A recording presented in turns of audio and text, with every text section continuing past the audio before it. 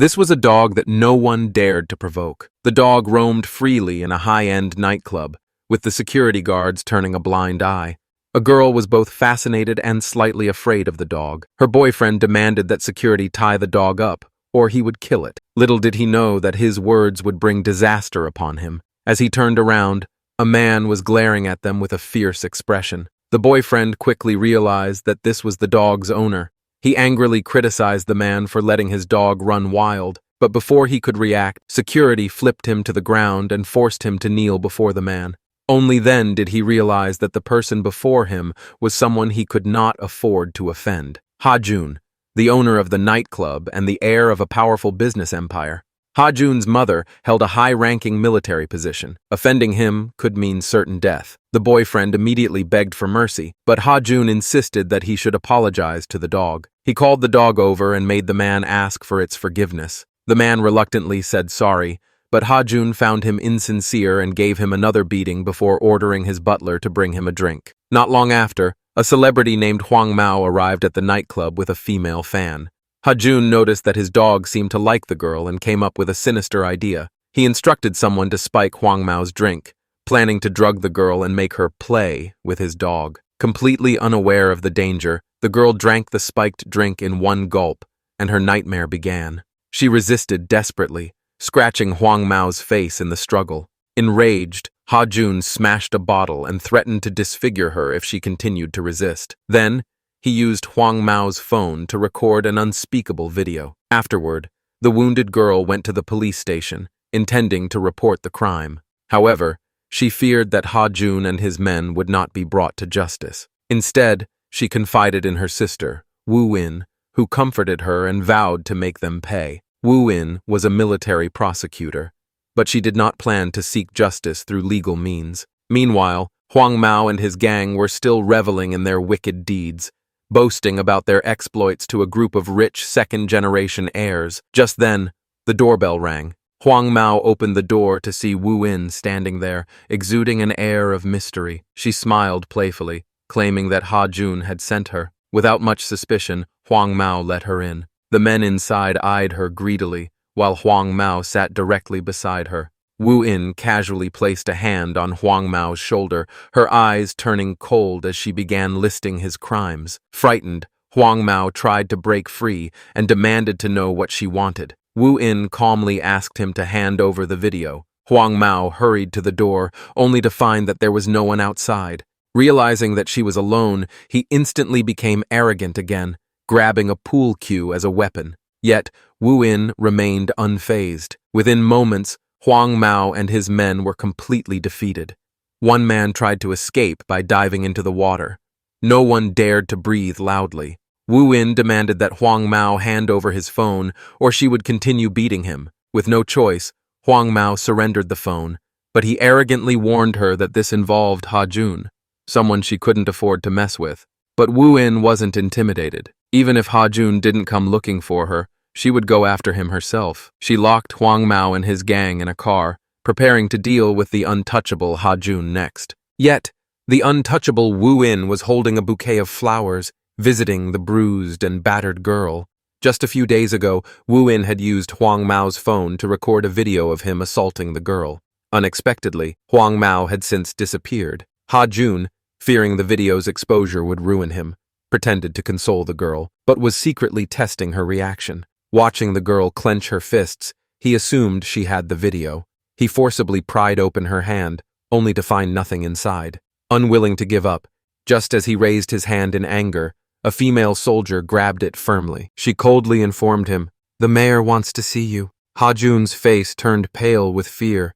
The girl took the opportunity to step on a USB drive lying on the floor. Meanwhile, Ha-Jun's demeanor completely changed when he saw his mother, like a mouse facing a cat. Back in middle school, when he had beaten up a classmate, his mother found it shameful. She took him to an auto repair shop, forced him into a maintenance pit, and suddenly tossed him a grenade. Covered in filth, Ha-Jun was horrified when his mother pulled the safety pin without hesitation. She ignored his desperate pleas for mercy. To reach the highest position of power, she refused to let her son become a weakness. Terrified, Ha-Jun gripped the grenade tightly, but his mother didn't stop there. She wanted to give him a lesson he would never forget. She locked him inside the warehouse for an hour, warning him that if he loosened his grip, the grenade would explode in 4 seconds. Whenever he recalled that day, Ha-jun felt unbearable headaches. He had assumed his mother summoned him because of the video scandal. He immediately dropped to his knees, insisting he had already taken care of it. To his shock, his mother coldly replied, "Matters like this should be handled by the legal department and the butlers." Furious, she kicked him to the ground, stepping on his chest. Ha-jun begged for mercy, swearing he truly had no ill intentions, but his mother remained unmoved. He struggled with all his strength, finally breaking free and fleeing in terror. He called in the military prosecutor, Daemon. However, the most urgent matter was to find out Huang Mao's whereabouts. Through surveillance footage, Daemon noticed a suspicious red-haired woman. As he struggled to find evidence, he unexpectedly discovered a wig in his colleague Wu Yin's car. Looking at her, he realized she closely resembled the woman in the footage. His instincts told him that Wu Yin was the one. To his surprise, Wu Yin responded with a mysterious smirk. Secretly, Daemon began investigating Wu Yin, and sure enough, he found out that she had kidnapped Huang Mao and his gang. He immediately dispatched a team to rescue them, unaware that Wu Yin was calmly watching everything through surveillance. Everything was under her control. She handed over the incriminating video of Ha-jun to the police chief, asking him to issue an arrest warrant. Meanwhile, Daemon reported to Ha-jun that Huang Mao had been found, thinking the matter had been resolved, only for the police chief to burst into the room with officers. Ha-jun furiously ordered everyone to leave, but the police chief pulled out the arrest warrant. Panic set in. In desperation, Ha-jun ordered his dog to attack the police while he tried to slip away. But before he could escape, the police chief grabbed him by the collar. Sensing trouble, Daemon feared being implicated. He turned and ran as fast as he could, sprinting out of the building. By sheer luck, someone tossed a car key nearby. Without thinking, he jumped into the car and sped off. Police cars pursued him relentlessly. Just as they were about to catch up, a truck suddenly pulled out, blocking the path of the police. Seizing the opportunity, Daemon executed a flawless drift, turned off the engine, and lay low, successfully evading capture. However, as he restarted the car and drove off, smoke began rising from the hood. He quickly slammed on the brakes, only to find that they had failed. The car soared into the air, flipped in a high-speed rotation, and crashed heavily to the ground. Wu Yin walked up and pried open the car door. Daemon was covered in blood. It was at that moment he realized it was all Wu Yin's doing. She didn't deny it. She had deliberately left the wig for him to find. And her reason for doing all of this, she simply wanted to awaken the painful memories Daemon had buried deep inside. Because only then could he stand by her side and fight alongside her. Daemon hangs thousands of meters above the ground. Wu Yin stares at him coldly. "Do you remember now?" she asks. Daemon has no idea what she's referring to. Wu Yin takes a knife and starts cutting the rope tied to his feet. The rope snaps. Daemon begins to plummet. He jolts awake, sitting up in bed. It was just a dream. Desperate for answers, Daemon rips out his IV and storms out of the hospital. Furious, he slams Wu Yin against a wall and demands to know why she tried to kill him. Wu Yin doesn't answer directly. Instead, she tells him that once he regains his lost memories, he'll understand everything. Daemon is left bewildered. What memory is she talking about? Determined to uncover the truth, he digs into records and learns that Wu Yin's father was once the president of Aeon Corporation. He died in a car accident. Later, he was accused of leaking classified company documents. After that, Aeon Corporation was taken over by the Chaebol, and Ha-jun became its new president. The mastermind behind it all was his mother, Hua Young. Aeon Corporation had provided massive financial support for her political career. As the first female two-star general since the founding of the country, Hua Young had a reputation that was anything but undeserved. One of her classmates had dared to speak ill of her in the bathroom, but Hua Young walked right in. She coldly declared, "Men are useless." The boy, enraged, rushed forward to teach her a lesson, only to be sent flying to the ground with a single kick. She mercilessly ground the man under her foot, then forced his head into a chamber pot. That was the kind of ruthless person she was. That day, Ha-jun, who had just been arrested, was suddenly released on bail. If he wanted to escape punishment, the only option left was to enlist in the military unit where his mother was stationed. He packed a large amount of luggage, but his lawyer told him that he couldn't bring anything in. He was also forced to cut his hair short. Outside, a large crowd protested against him, furious that he was using the military to evade punishment. On the other hand, Daemon was preparing to retire from the military. He had thought that helping Ha-jun avoid military service would give him leverage. When Daemon reported his retirement to Hua Young, she gave him a cold stare. Then, without warning, she grabbed him by the throat. "You don't deserve to salute me," she said icily. "As a military prosecutor, you dared to help someone evade enlistment?" Daemon pried her hand away forcefully and stared her down, refusing to back down. At that moment, he noticed Hua Young's broken pinky finger, and just like that, a flood of memories from 20 years ago surged back.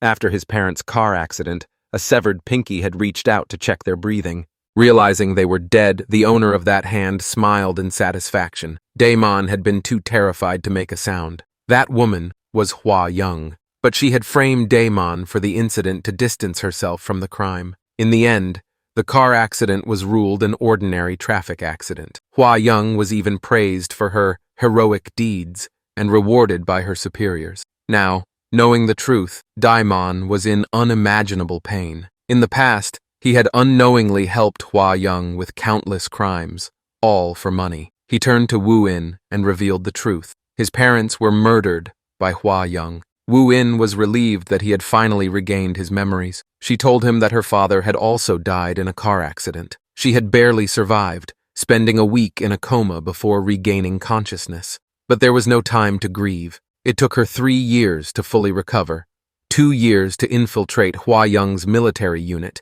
and another year to become a military prosecutor. All so she could stand alongside Daemon and bring Hua Young and her people to justice. Ha-jun spat out his food onto the table. Then, he dumped his entire tray onto the floor. "This is food fit for pigs." As a second-generation rich man, he was still eating steak and drinking red wine. Because he was involved in a sexual assault case, he had to hide in his mother's military unit, using it as a refuge to escape legal punishment.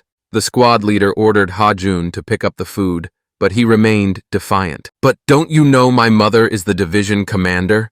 he sneered. The squad leader had no choice but to acknowledge this. Instead, he ordered the other soldiers to drop to the ground and do push-ups while shouting slogans. Ha-jun's arrogance was instantly crushed. The training that followed was even more brutal. No matter what the drill was, Ha-jun always finished last. During a running drill, he fell so far behind that even the slowest soldiers left him behind. Completely disoriented, he could no longer tell east from west. His mother, watching him struggle on the surveillance cameras, was furious. Disappointed and ashamed, she ordered the squad leader to intensify his training. Next, Ha-jun faced trial in the military court. The assaulted girl testified, recounting the events of that night. She pointed directly at Ha-jun, stating that he had threatened her. Ha-jun smirked at her, showing no remorse. Wu In presented evidence, including the forensic report and a video from the night of the incident. But Ha-jun's lawyer was one step ahead. Feigning sympathy, he expressed regret for the girl's suffering. He acknowledged that she had been assaulted, but argued that after drinking the drugged wine, her strength and memory had been impaired. She was no longer completely certain whether Ha-jun had been the one who had threatened her. The girl, having never faced such an intense legal battle, was too frightened to speak. Wu In quickly protested, but her objection was overruled. Ha-jun laughed openly, completely unafraid. The next witness was Huang Mao. The lawyer asked if he had seen Ha-jun threaten the girl. To everyone's shock, Huang Mao said no. Instead, he claimed that he had threatened Ha-jun, forcing him to record the video.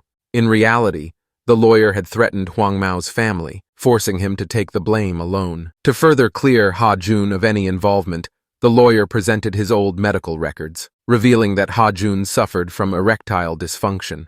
The soldiers in the courtroom erupted into laughter. Humiliated, Ha-jun wished he could disappear. He completely lost control. By the end of the trial, Ha-jun had technically won. He escaped legal punishment, but in truth, the real winner was the lawyer. He took over Ha-jun's company, while Wu In, despite her initial setback, successfully pulled Daemon onto her side. However, with his secret now exposed, Ha-jun's days in the military became even more unbearable. During meals, his fellow soldiers pointed and whispered about him. "You don't need this meal.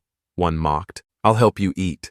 Enraged, Ha-jun was on the verge of losing control, but he knew better than to start trouble, and so he endured the humiliation. The squad leader made things worse by giving him a special meal, a large, thick shark. Eat this, he said. It'll make you as strong as a shark. Helpless, Ha-jun felt like a fallen tiger being tormented by dogs. He was so distressed that he couldn't even sleep.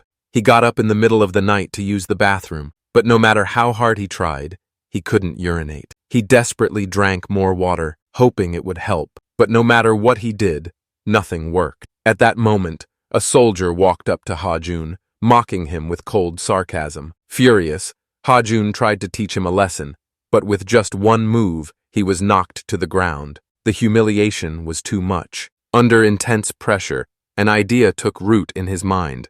Escape. He would rather go to prison than stay in this wretched army. Just then, he spotted a transport truck. Without knowing it was a trap, he saw a chance to flee. A man who looked like a beggar was actually a second-generation rich kid. A kind-hearted worker handed him 1,001, but Ha-jun scoffed. This is the smallest bill I've ever used in my life. He told the worker that he was the chairman of a company, but the worker didn't believe him. Ha-jun then asked to borrow the worker's phone, promising to transfer him 100 million won in gratitude. He even took the worker's hat. Moments later, the worker received an alert. 100 million won had really been deposited into his account. Ha-jun's friends quickly came to pick him up. He told them to help him escape the country. Desertion was a serious crime, and if he was caught, his mother would never save him. His friend handed him a plane ticket for the next day. But Ha-jun didn't realize that everything was a setup by Woo-in. He had deliberately given Ha-jun an escape route, intending to use the desertion scandal to shake his mother. At the airport, Ha-jun felt relieved. Just then, a woman with striking red hair appeared beside him. Woo-in. Seeing her was like seeing a ghost. Ha-jun knew he was no match for her. Panicked, he turned and ran. But no matter how fast he ran, Woo-in followed effortlessly behind him. Frustrated and humiliated, Ha-jun drew a knife, ready to fight to the death. Woo-in easily dodged his attack. The commotion attracted the attention of bystanders. A security officer struck from behind with an electric baton, taking Ha-jun down with ease. What's going on? Woo-in smirked. That man is a deserter. Turn him over to the military police. The bystanders pulled out their phones, recording the scene and posting it on social media. No matter how powerful Hua-young was, even she couldn't cover this up so easily. At that moment, Hua-young was attending a high-profile ceremony for her superior. Suddenly, a disturbance broke out in the venue. An aide quietly approached her and whispered. Hua-young could no longer sit still. She stood up and left the event.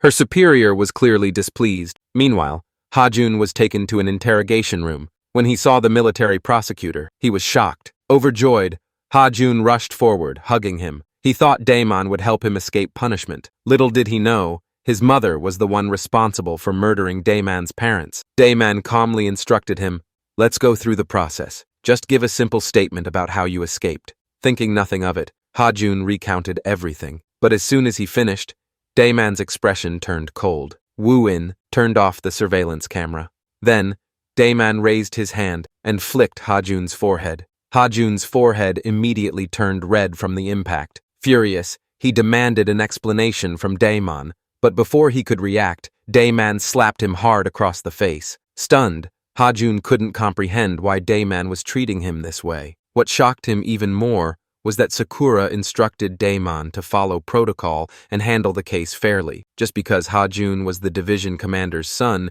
didn't mean he should receive special treatment. This left Daemon momentarily confused. However, before the trial began, the military prosecutor was suddenly replaced. Ha-jun, who was supposed to be charged as a deserter, was instead portrayed as someone who had been forced to leave the base.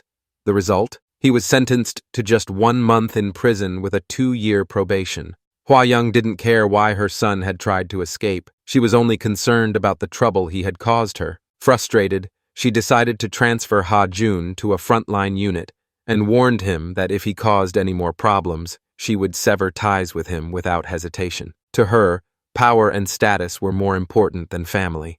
A woman suddenly pulled out a syringe filled with anesthetic and plunged it into a man's neck. His vision quickly blurred. Dressed in a protective gown, the woman grabbed an electric scalpel, preparing to operate on him. Yet, at the last moment, guilt gnawed at her, and she hesitated.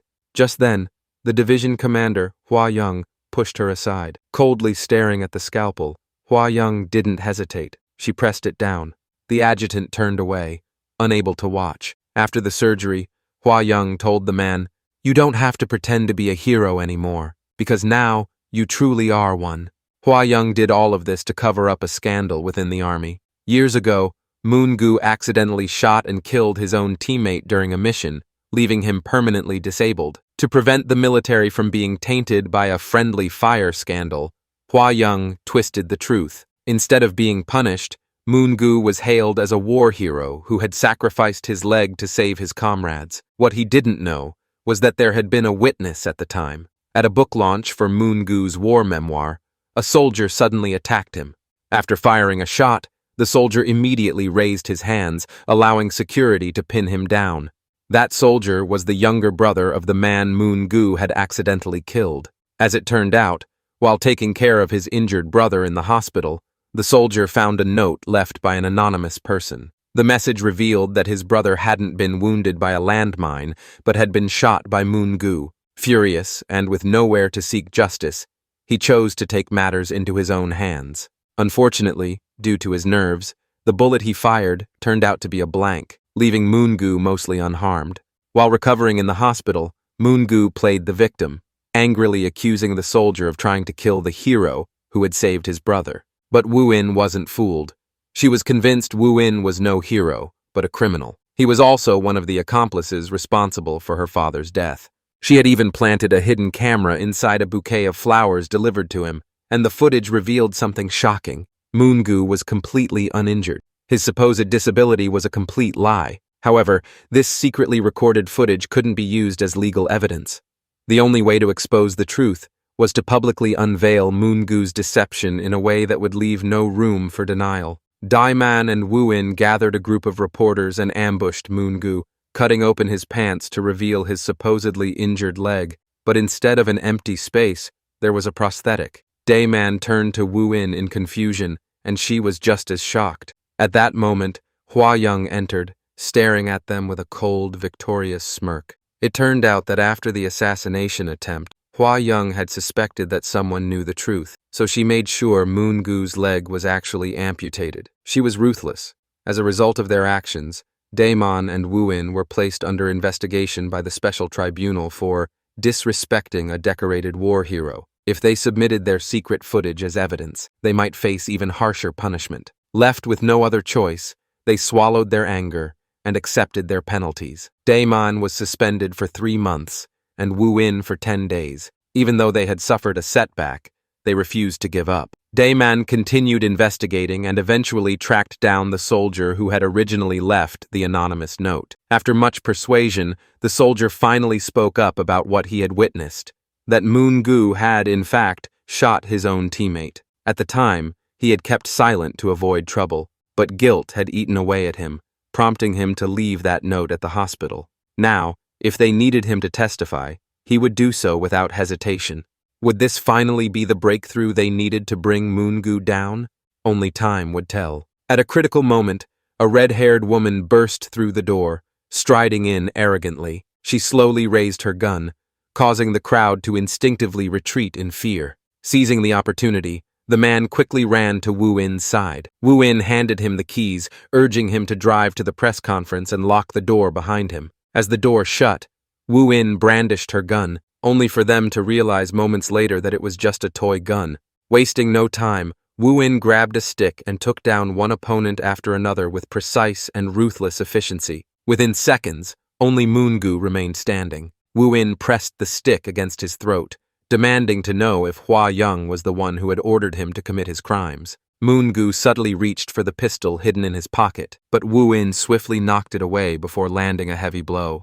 Though she had every reason to end his life, she chose not to. She wanted him to face justice in court. Meanwhile, the man arrived at the press conference and publicly exposed the truth about Moon-gu's fatal mistake. However, verbal testimony wasn't enough. The reporters pressed him for evidence. Just then, Daiman stepped forward, presenting a bullet fragment that had been extracted from the deceased soldier's skull. Now, with both witness testimony and physical evidence, the case was undeniable. Reporters rushed forward, snapping photos, and within minutes, Moon Gu's scandal dominated the headlines. Hua Young's superior wasted no time in calling her, furiously reprimanding her. "If it's not your son causing trouble, it's you. Fix this mess, or you'll be stripped of your uniform." Enraged, Moon Gu stormed into Hua Young's office, claiming that everything he had done was under her orders. He threatened that if he went down, he would drag her with him. Moreover, he had evidence of incriminating dealings involving 2 other high-ranking officers, making it clear that if he was going down, he was taking them all with him. Hua Young's eyes burned with fury. Without hesitation, she summoned the legal staff and coldly declared that Moon Gu had just confessed to his crime. She signed his arrest order with feigned indifference. However, that very night, before the arrest could be carried out, the man was found dead in his room. The scene was carefully staged to look like a suicide. When soldiers arrived to take him into custody, they found his lifeless body instead. As Moon Gu's superior, Hua Young was subjected to an investigation by the military prosecutor's office. For the first time, she stepped into an interrogation room, facing Daeman's pointed questions. Her eyes gleamed with contempt, but she answered as required, providing an alibi that absolved her of any involvement in Moon Gu's death. It was clear that, for now, she remained untouchable. The storm was far from over. 2 senior soldiers tied Candy to a string, playing a cruel fishing game with the weak soldier. They mocked him, making him play rock, paper, scissors against a mirror until he won. Knowing his love for food, they forced him to eat an enormous pile of snacks, threatening him with punishment if he failed. Struggling to finish, but his tormentors only laughed louder.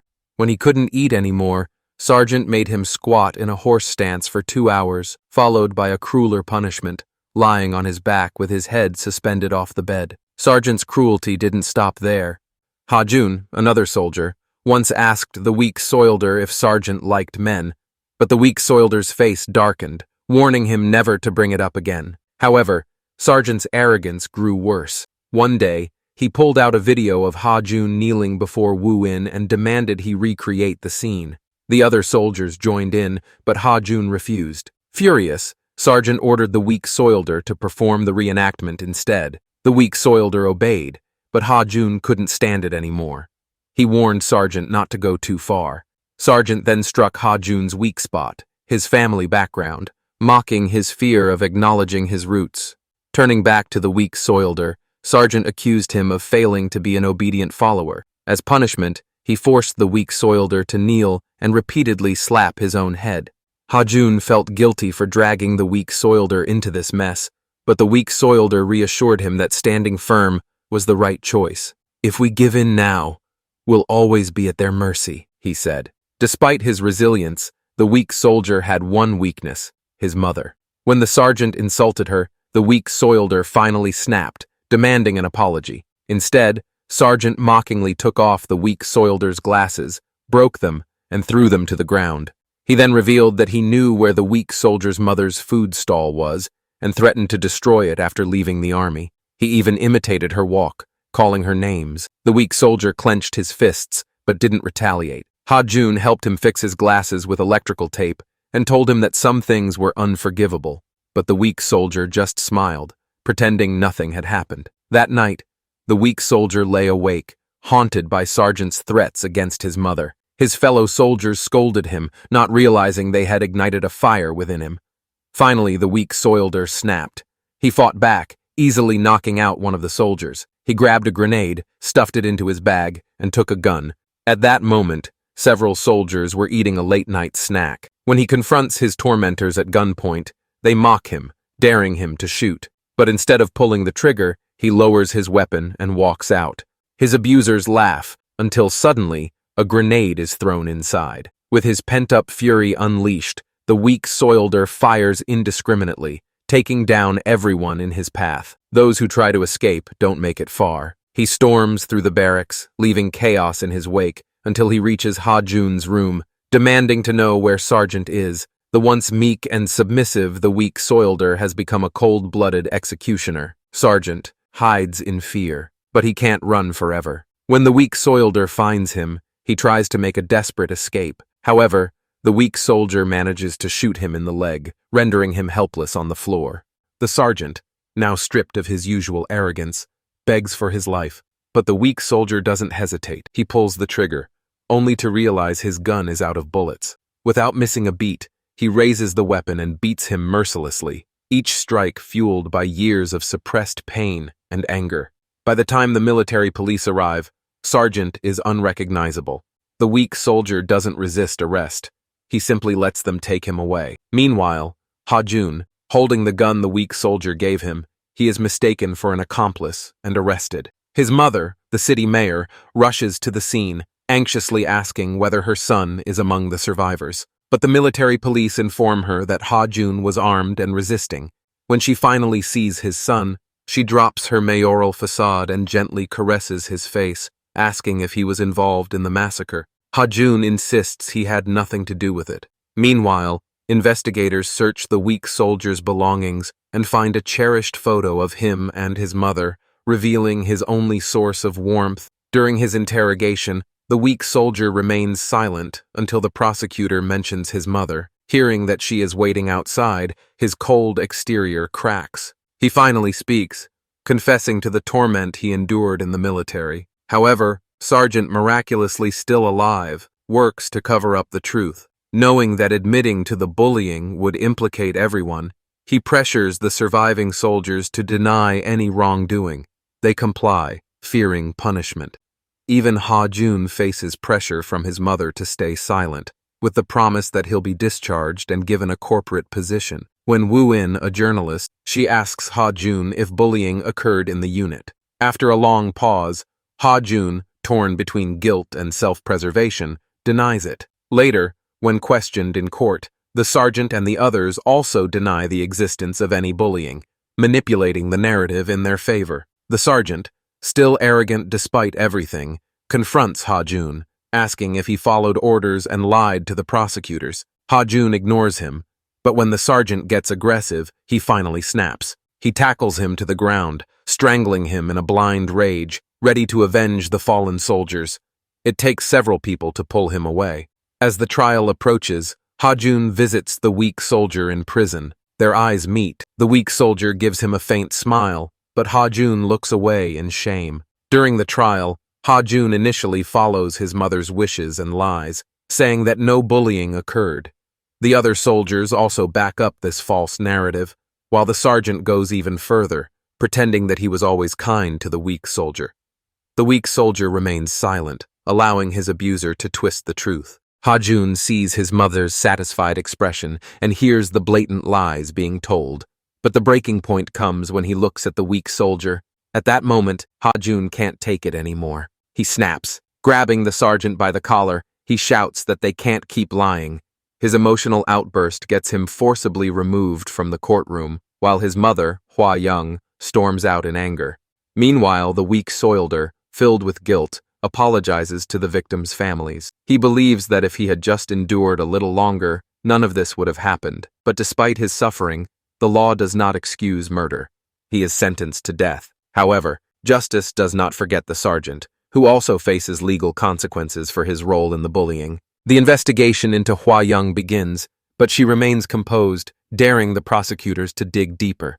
Captain Dayman questions the barracks commander, who admits that the weak soldier had once reported the bullying, but he ignored it. Hwa-young herself claims she was unaware of any abuse, and when Woo-in questions her aide, she denies seeing anything. The key witness is Ha-jun, but his mother undermines him completely. She laughs coldly, declaring that his mental state has been unstable since the shooting, making his testimony unreliable.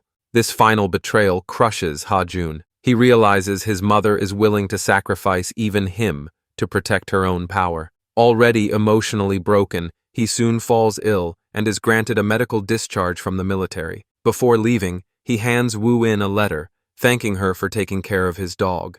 But he does not take the dog with him. Instead, he asks Daemon to look after it. After Ha-jun leaves, Daemon curiously opens the letter and finds a USB drive along with a handwritten note. As he reads the contents, his eyes widen in shock, and he immediately rushes out. But by the time he reaches the road, Ha-jun is already gone. The note reveals damning evidence. proof of Hua Yung's crimes. Most shocking of all, the USB contains evidence that Wu Yin's father was murdered by Hua Yung. Ha Jun, consumed by guilt and a desire for redemption, has made his decision. He will bring his mother down. Hua Yung meets Ha Jun at an abandoned repair shop, asking what he wants. Ha Jun pulls out a grenade. Memories of his childhood resurface, the time his mother once threatened him with a grenade to keep him obedient. Now, the roles are reversed. He firmly pulls the safety pin. Hua Yung arrives just in time, desperately pleading with Ha Jun not to do this. But Ha Jun has already given up. He looks at his mother one last time and releases the grenade. In a split second, Daemon lunges forward, tackling Ha Jun to the ground. The two men lie on the ground, gasping for breath. Hua Yung watches, her face filled with rare panic. Daemon is slightly injured, but Ha Jun is in critical condition, slipping into unconsciousness. Hua Yung, despite her power and influence, is finally arrested and charged with murder. At first, she remains composed, refusing to speak during her trial as Wu Yin presents the evidence against her.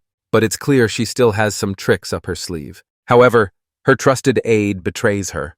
When confronted with a recording of Hua Yung treating her like a disposable tool, she realizes that protecting her isn't worth it. She agrees to testify, exposing her many crimes over the years. Hua Yung glares at her with murderous intent, but for once, her gaze holds no power. Then, an even bigger blow comes. Her former lawyer also turns against her, revealing all the illegal acts she orchestrated. Furious, she tries to justify herself, claiming that everything she did was for the good of the country and that she had no personal gain. But the law sees through her lies. Hua Yung is sentenced to death. The Patriotic Association collapses, and its leader is also arrested. Daemon and Wu Yin exchange a knowing smile. After all these years, they have finally avenged their parents. With the case closed, Wu Yin resigns as a military prosecutor and takes over the corporation. Meanwhile, Ha Jun wakes up from his coma. Instead of clinging to his past, he chooses a peaceful life, handing his shares of the corporation to Wu Yin and getting a job at a pet store. Daemon, who had been taking care of Ha Jun's dog, offers to return it. But Ha Jun decides the dog is better off staying with Daemon, entrusting him with its care. As the story ends, Daemon and Wu Yin, who have grown closer throughout their journey, find themselves drawn to each other. With that, the drama reaches a satisfying conclusion. Thank you all for watching. Don't forget to like and subscribe. See you in the next drama.